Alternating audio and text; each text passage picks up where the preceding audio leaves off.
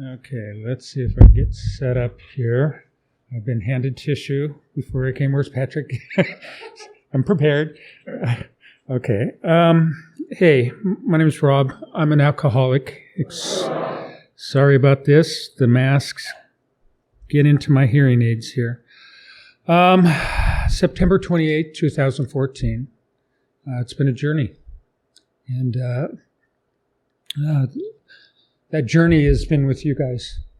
I look out at the room and I see all the faces, see my litter mates, I see my friends, I see my family, and my family's with me today as well, watching on Zoom, and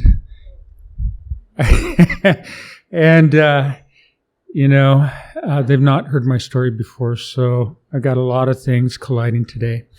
I have turned it over to God.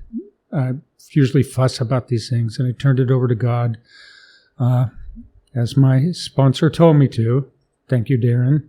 And I was doing really well. And I was on my way in, and my auntie texted me, and she said, I love you, and don't hold back because I'm listening. Well, that was it. I haven't stopped since. So, where to begin? Let's start. I was born March 17th, 1960, to Brent Elliott and Georgia Hudson. I was born in Albuquerque, New Mexico, and my birth name is Albert Arthur Elliott II. So that should tell you right from the beginning, my life was chaos. I have a few memories. When I was younger, I have memories of our house burning down on Christmas Eve, and my family carrying us through it, looking in the washing machine, trying to find clothes. It was hard for my mother to believe that at such a young age I could remember that. But I do. And I remembered I got a little jumping horse, and it burned up in the fire.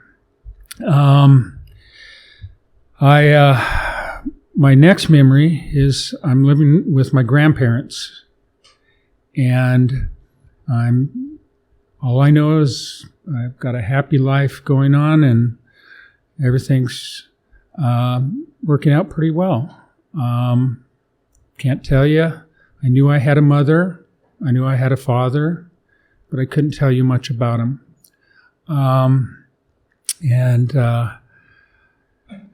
I actually traveled with my grandparents at one point around the country and went to visit my sister, who knew I had a sister.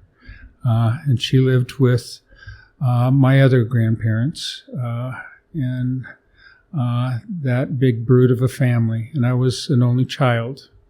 So one day, my mother shows up, and I'm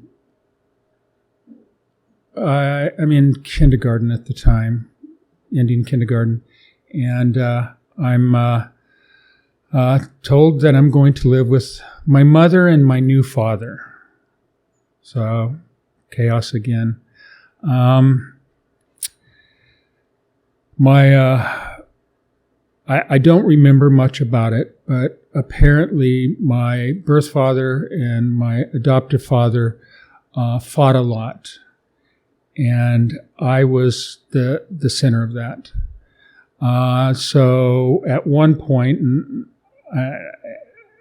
I don't know why, except for spite, I was adopted by my stepfather, but he didn't just change my last name, he changed my whole name to his name. So I went to school one day, and everybody was calling me Albert, and the next day I stood up in front of the classroom, and they said, he's no longer Albert. His name is Bob. They called me Little Bob, Bob, Bobby, Robert, Rob. I've had a lot of names in my life. And so that chaos in the beginning carried through into my life, way into the future. My stepfather is 12 years older than I am. So everybody thought he was my brother growing up. I found my father when I was 50 years old, and he was an incredible man, and I bonded with him, and I asked him the story. And he said, I loved your mother, but we just couldn't live together. He said, I still love your mother. So, having such a young father, I can remember the day that he turned 21. How's that? And yes, he was an alcoholic, and my mother was an alcoholic. So what they did is they left me and my sister alone, and they went to the bar. They told us that they're only going to the bar across the street and not to worry. They can see the apartment from where they were at. So alcohol was introduced into my life when I was very young.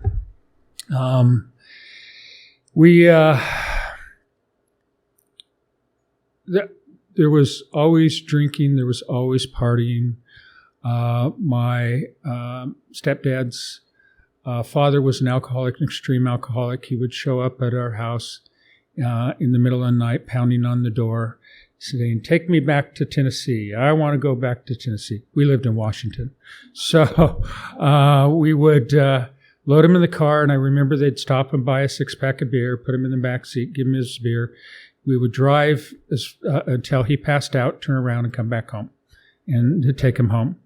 So my life started to become very chaotic. We would wake up in the middle of the night, and my parents would be gone, and I couldn't find them.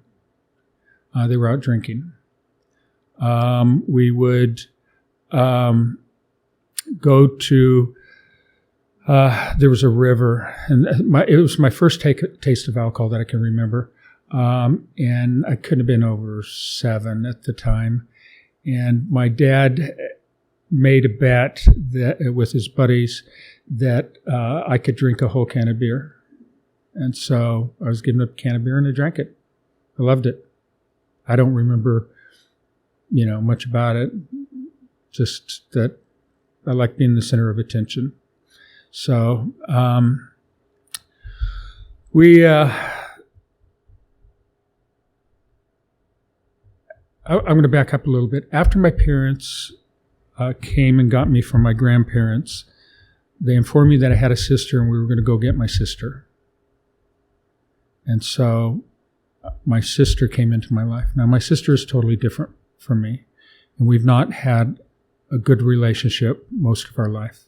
It is better today than it's ever been, thanks to this program, but it is also chaotic.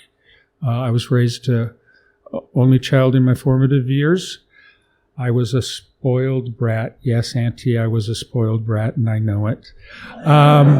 And my sister was raised with many aunts and uncles, brothers and sisters, just a ton of them.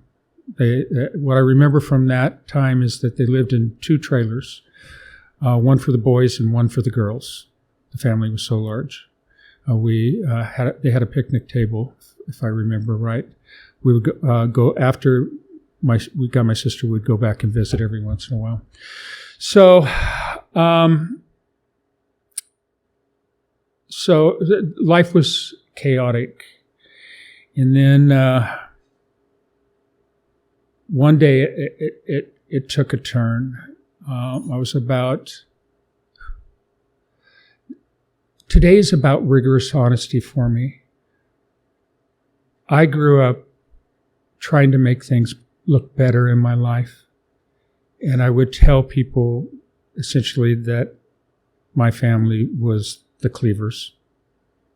Okay, and it was so far from the truth, and it's taken me a long time to get there. So there are going to be things that I'm going to talk about that I've never talked about before. So life took a quick turn. My father came to my bedroom one night. Then my parents had been out drinking, and he packed me to his bed.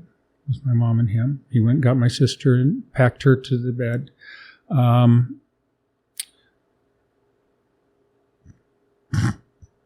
My father had me climb on my mother and then my sister. I was probably 8 at the time, and that went on for quite a while. Usually my mother was passed out in bed. And I'd go off to bed, and my sister would be left there in that bed. I have a lot of guilt around that still today. I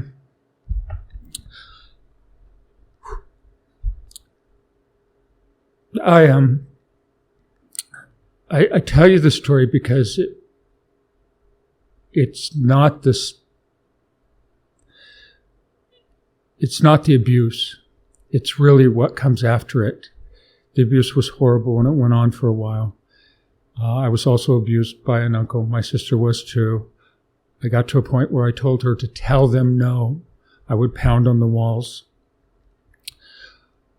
But it's what came after. We'd get up in the morning, and I'd be scared, frightened what was going to be said and what was going to happen. And literally, it was rainbows and butterflies. We're going on a picnic today. We never go on picnics. We're going to the fair today. We never went to the fair. So what I learned is that you ignore it. You ignore bad things in your life. Okay? Which leads into me finding ways to ignore those things that happened to me in my life. That was what I got out of all of that. I'm going to have to make this quick. I carry a lot of guilt about my sister still today. I know it wasn't my fault. I know I did my best. I know I was a little kid, but still, she was my sister. And in my brain, and my squirrels tell me I should have protected her. I should have done more to protect her. So, I learned to manipulate the situation. Anytime something bad happened to me, I didn't tell the truth about it. I didn't think it was lying at the time, boy. Sitting in this room, you learn that your life is full of lies. And I'm right up there with everybody. So I would go through life, and it was going through life, and my stepfather was not very nice to me. I told everybody he was a great father. He decided to coach Pee Wee's baseball so I could be on the team. Well, that wasn't the truth. He coached it for the little fame that he got out of it. Team wasn't running. I was at practice. I always had to play outfield. I was never good enough to play any other position, and I was never given the opportunity to practice. One day the team wasn't running fast enough, and my father said, "Okay, I'm going to show you what's going to happen to all of you if you don't run faster." So he put a helmet on my head, put me on home plate, chased me around the bases, hitting me on the head with a baseball bat. It was the first time I ever stood up to my father at that point. So it was a turning point for me. And I said, "I'm done." And that started taking me off into my own path. My first drinking experience, my parents were gone. I was 13 years old, and I decided that I was 13 years old, I was a man. I was going to drink and I was going to have a cigarette. So we'd been at a friend's house and they had a cherry tree and we'd eaten cherries all day long. I can't even tell you where my parents went. My sister went with them. I pulled that beer out. I popped that Rainier beer. Most of you here won't know what it is. It's awful. So I drank that beer down and I thought, well, that's pretty good. So I whip out a cigarette and I smoke that cigarette and I get myself a second beer and I get about this far into it. And I'm like, oh no. And all those cherries came back up in the kitchen. I'm laying on the floor and I'm thinking, wow, what am I going to do? So I managed to clean it up. I don't know how. Managed to crawl into bed. Next day I thought, this is awesome. I need to try this again. Next time I won't get sick. So I would sneak a beer here and there. Wasn't big time drinking at that age. I started a little bit later. Got into high school and dabbled in a little drugs. Tried marijuana. I hated it. Made me hungry, laugh, eat, go to sleep. I didn't like it. Somebody was like, you need to try some cocaine. So decided I was going to try cocaine. We were going to the Go-Go's concert. And I know, that'll date me. So me and my best friend, Russell, and so he tells me what to do. I do it. And we get in and I'm like, my face is all numb. And he looks at me and he goes, yeah, isn't it great? And I'm like, no, my face is numb. So I look at this as my first blessing. If I had liked it, I would probably not be alive today. I am a true addict in every way, shape, and form. So for some reason, I didn't have an attraction to it. And so I put it aside and I decided alcohol is for me and that's what I'm going to do. So off to the races. I applied for a foreign scholarship and I received it. It was my way of running away from home, getting as far away from that crazy family as I could. I ended up in Brazil for a year. Loved it. I could drink there. I could drink anytime I wanted to, walk into any place I wanted to. My first day there, the mother hands me a drink. I'm like, whoo, I found my home. So I learned to drink. Somebody else was in Brazil here and drank, talked about pinga. Oh my God, cachaça. I loved it. I loved that stuff. But started having my first consequences there. I woke up one morning, don't know how I got there, during Carnival. I made it back home, and when they got there, they took a picture of me. I was asleep on the floor and not in the bed, but I had pulled the covers down, so can't tell you quite why I was that way. So now I have all this inner thing where I'm trying to make everybody and everything look good. I found that alcohol really did that for me. So I really like the effect. I am now in my first year of college, and I'm drinking and partying pretty hard. That's all I do in reality. I flunked out. So don't do that, guys. If there's anybody in this room in college, finish it. I went back late in life, and it was hard as hell. So I'm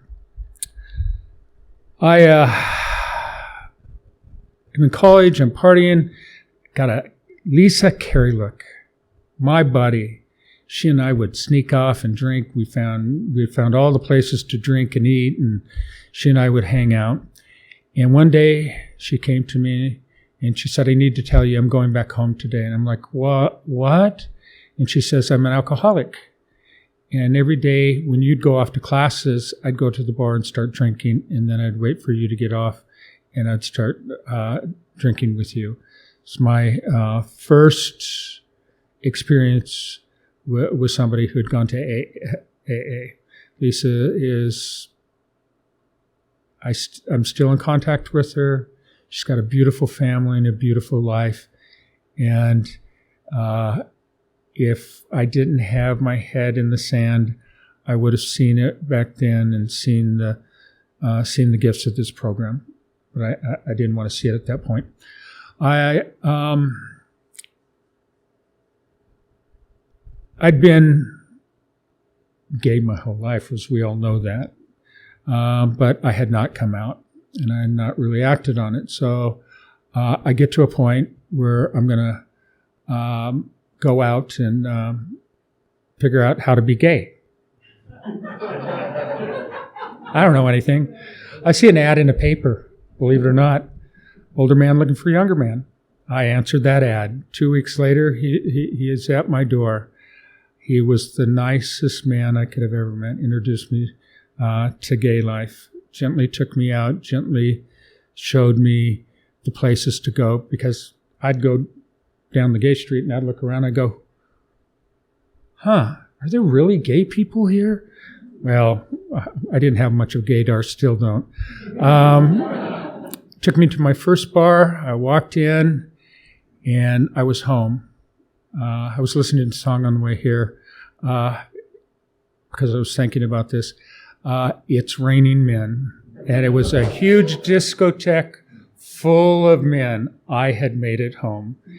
And what I found was that before 7 o'clock, all well drinks were 75 cents.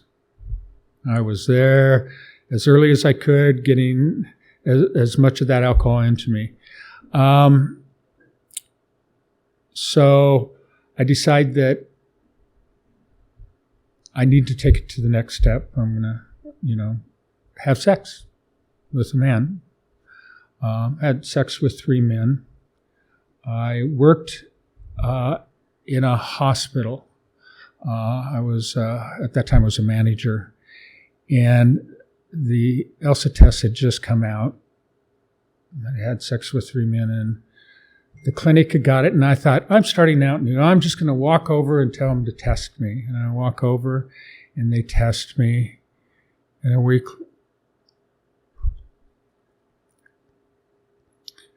later, he's pulling me in and telling me I'm HIV positive. Huge impact on my life. For years, I was told I was going to die every 6 months.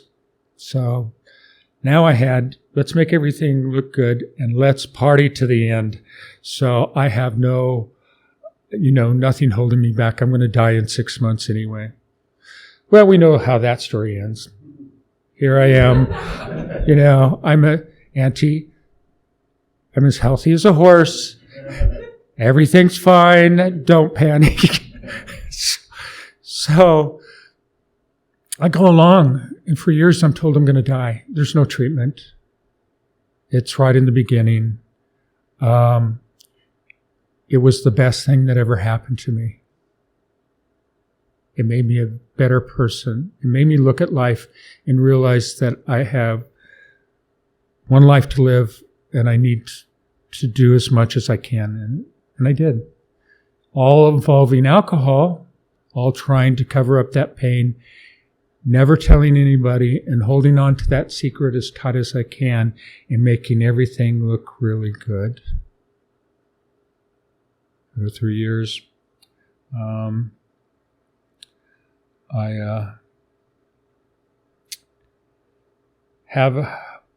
had 3, say it, not quite in the relationship, but dating somebody now. I have 3 long-term relationships. Each of them were HIV negative, and they knew about me. And each one of them said, I don't care. To me, that was such an amazing moment in my life when I had this big scarlet letter painted on me. It was in a time when people didn't want to touch you or even be close to you.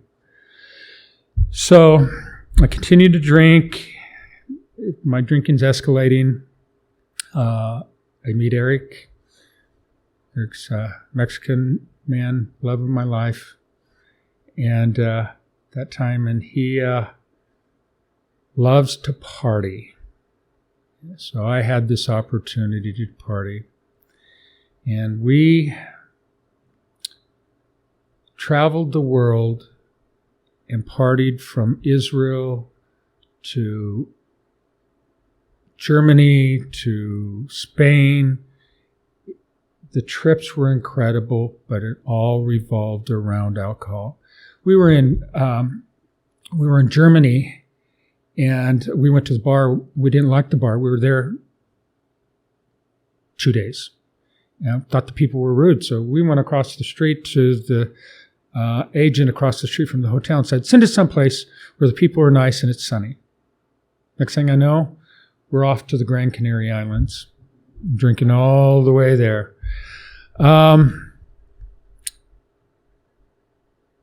My drinking continues to escalate, just like all of you. Mine was a slow progression, though. I know for some of you it was, and for some of you it wasn't. But it took the same path, the same toll on me.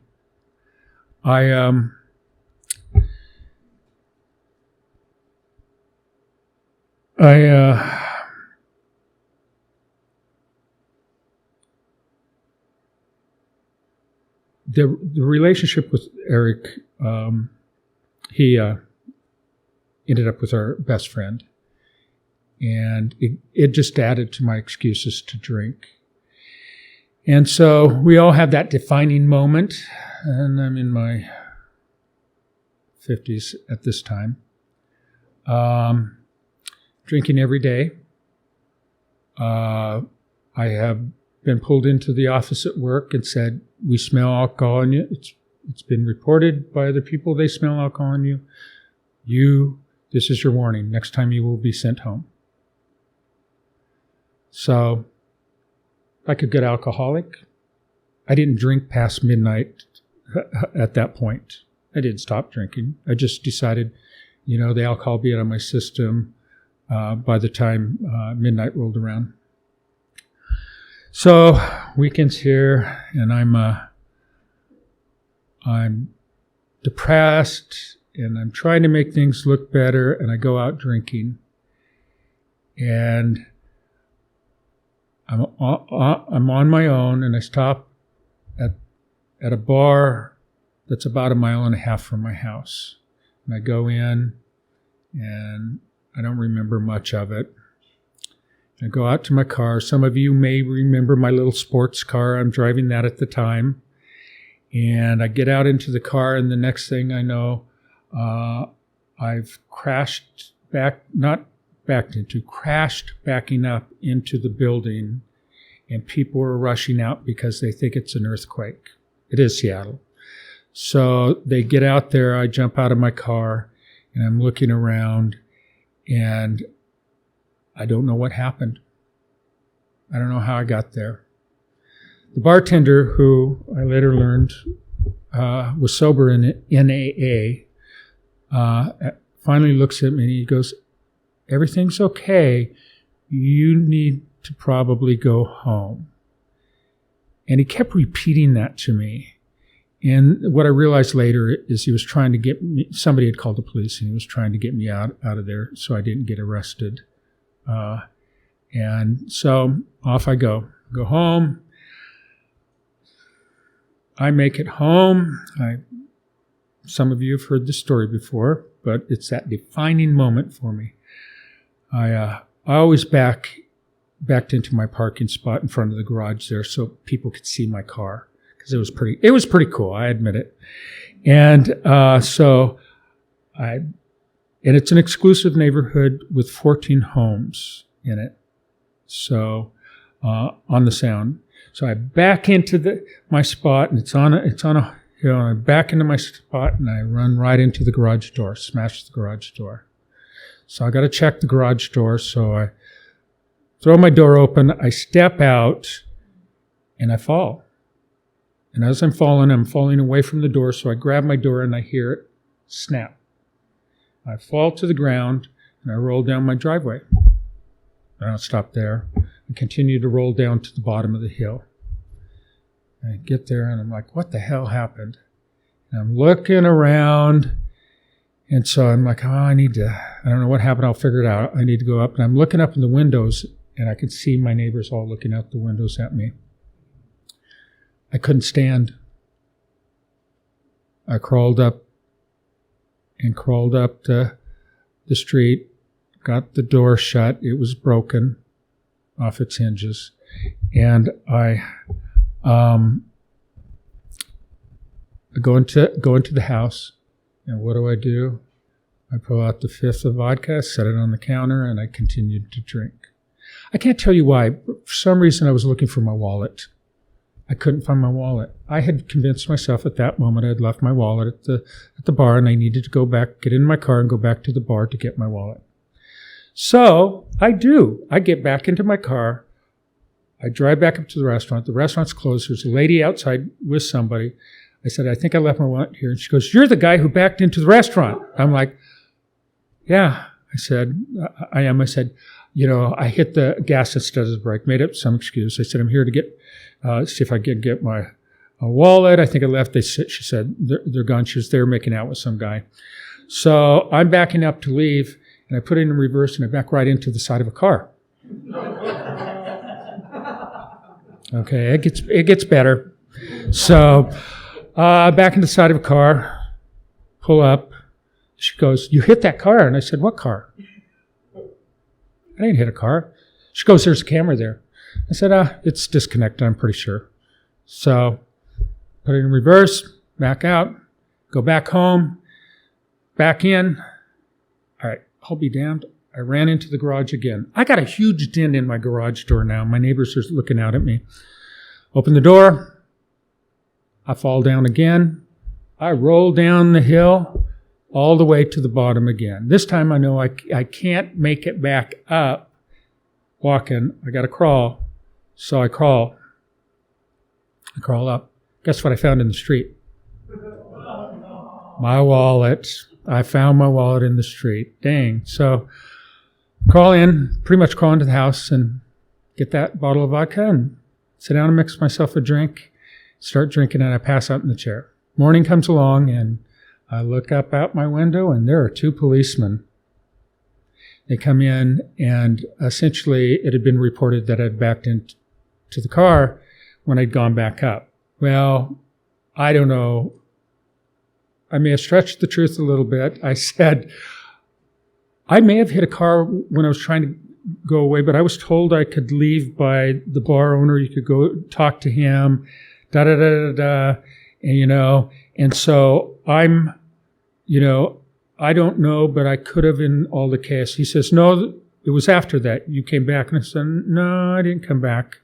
So they decide they're going to breathalyze me.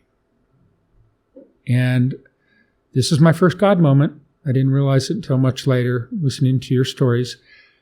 They saw the bottle of vodka sitting on the counter and looked at me and said, did you drink when you came home? And I said, yes. And that's the only reason they didn't give me a breathalyzer and take me to jail at that point. So my first amends, I didn't know it was my amends. I went to the bar owner, apologized, gave my number, told him that if the owner came about the car, here's my number, and went on. Now, you think that might stop you from drinking, but as we all know, and I've heard your stories, it just meant I wasn't going to drink and drive anymore. So fast forward, I moved to Texas, still drinking every day. I'm drinking at that time about a fifth a day, getting a fifth a day plus any alcohol that I'm having in the bar when I go to the bar. Still, I know I'm an alcoholic by that point. I don't know what to do. I am going to college. I don't know how I made it through college, but I did. I actually graduated with honors while I was drinking. I would go to bed about 2 o'clock every night, and I'd take a glass of vodka with me, vodka and whatever I had in the refrigerator, usually Diet Coke, and I'd take it to bed with me. We know why I did it.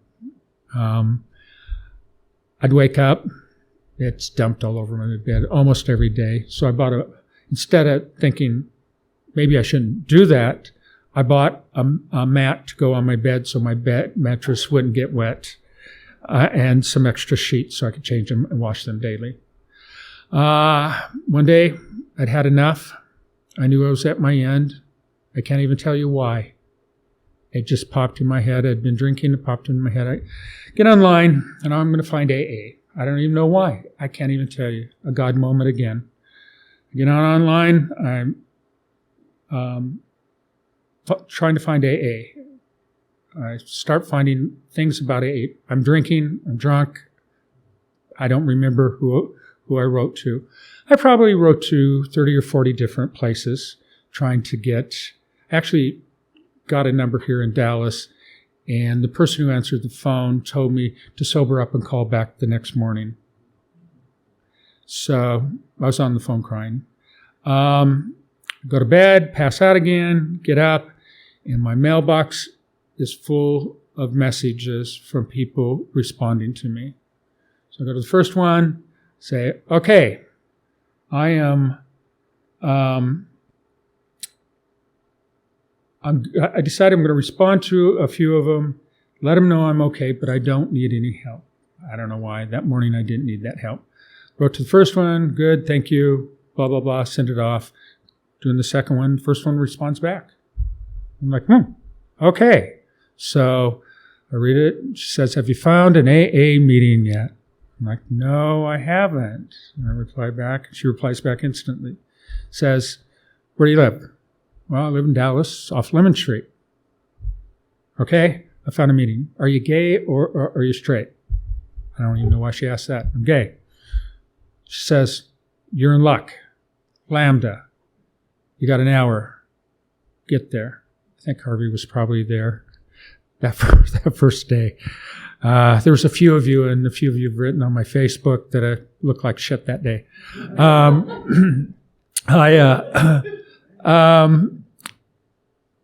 I get to Lambda. It's one of those days that the person who had the key wasn't there. Everybody's standing out front. And so I sat in my car for a while, and then said, okay, I got to get up there. So I walk up, and somebody looks at me and says, so your first meeting? I'm like, how did they know?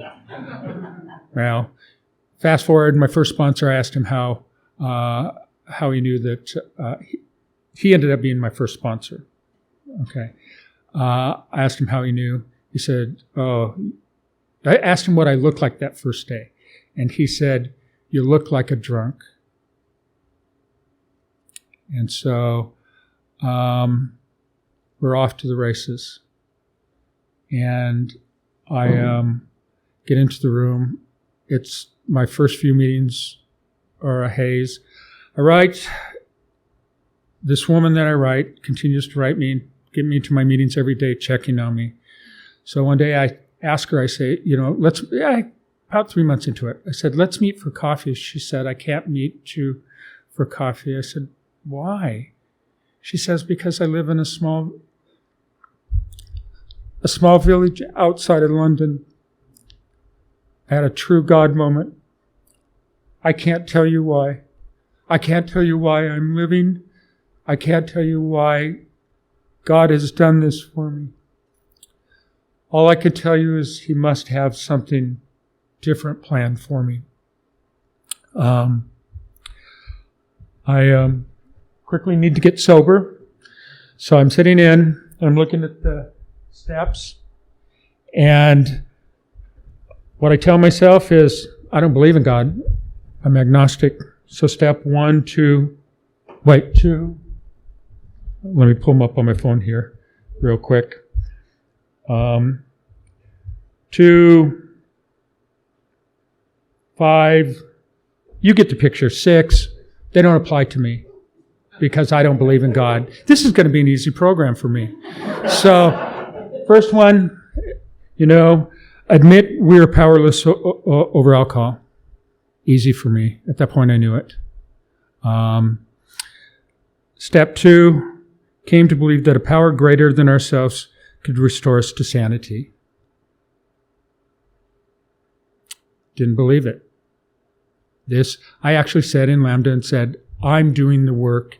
It is me who's keeping me sober. Well, I've ate those words a few times now. So, make a decision to turn ourselves, our will and our lives over to the care of God as we understand Him. Again, didn't apply to me. Didn't matter. Just went through the motion. Made a searching and fearless moral inventory of ourselves, admitted to God, ourselves, and another human being the exact nature of our wrongs. I get to this point, and I'm, okay, I could do that.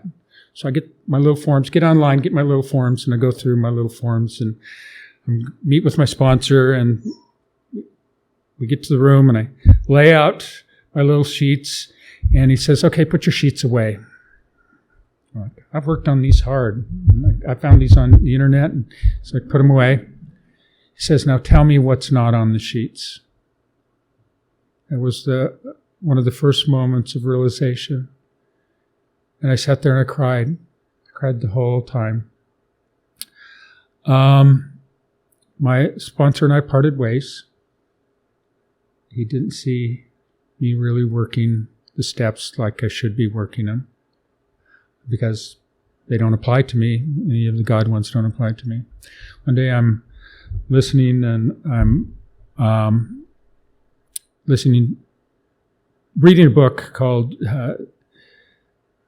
Jeff, Me and the Buddha, and I realized that there's something that I'm connecting with. It's a fiction, something I'm connecting with. So I found a individual in our rooms, Don, and Don was a Buddhist, and he's taken me on a path of enlightenment, and it's been absolutely life-changing for me. What I've learned is, through Buddhism, that there is a higher power. Imagine that. Okay. I managed to go through all the steps. I did not think that I was going to be an individual who would be able to make it through them, but I did. I made it through them, and I had my first God moment realization where I sat there and I just wept, and I wept, and I wept, and I wept. It was on step 4, I think it was, and I couldn't stop. That started my whole jag of crying. I reached out to my sponsor and I said, I'm crying at little kittens on TV. How far along are you? Well, about a year and a half. Oh, you're getting in touch with your emotions now. That'll get better. It'll settle out. Well, here we are, year 7, and I still cry at everything. So it didn't work for me. I pushed my emotions aside and pretended that they weren't there because of my life and the things that happened to me for so long. When they finally came out, I feel everything. I cry. I've been known to sob in theaters at movies, so loud enough that they heard me in the movie theater next door. So I've been blessed, you know. I'm at a place where I've worked the steps a number of times now. I'm going to tell you a little bit about what it's like now. For me today, I have a lot of blessings of the program. I still make many mistakes. I met a man, married him, met him in this room. When he got his third 3-month chip, everybody's like, dude, you can't do that. This is not right. And I'm like, oh, I can handle this. You notice it's me. It's still all about me at times. I can handle this. Well, What I forgot is it's about him. And he changed.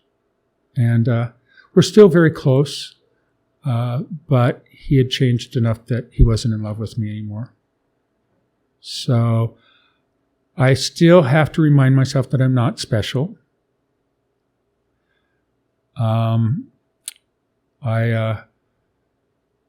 Today, I have a group of friends in this room. We get together every Saturday morning. Started this big book study, and we've been, I don't know how long we've been doing it now, quite a long time. And it's a true blessing for me. I finally have people I can sit and talk to. I was telling them they were all talking about something, and people interrupting each other. And I was like, yeah, isn't it great? Reminds me of family. They were like, no, it's not. And I'm like, no, it is. We're a big family. I don't even think they know how much that meeting means to me. I have an incredible job I would never have if I was drinking. I bought a beautiful home. And it's not about those things, really. But I do get to enjoy the benefits now that I'm not drinking. I would never be here. I think that I'm at that point where I've had to rush through it a little bit. So this is only my second time to tell my story. My first time I did exactly what I was told not to, and I made note cards. And that was an unmitigated disaster. See, I am special, and those rules don't apply to me. This time I left it in the hands of God. Thank you, Darren. Said my prayer. Thank you, Darren. And I'd like to thank all of you. You've all been on my journey. I still got a long ways to go. I'm not perfect. I am not the perfect AAer. I can't repeat the chapters and verses. All I know is this program works for me and it keeps me sober. And you guys help that. Harvey, Patrick, all of you. Every single one of you. So thank you. And I hope I didn't bore you too much or you got something out of it.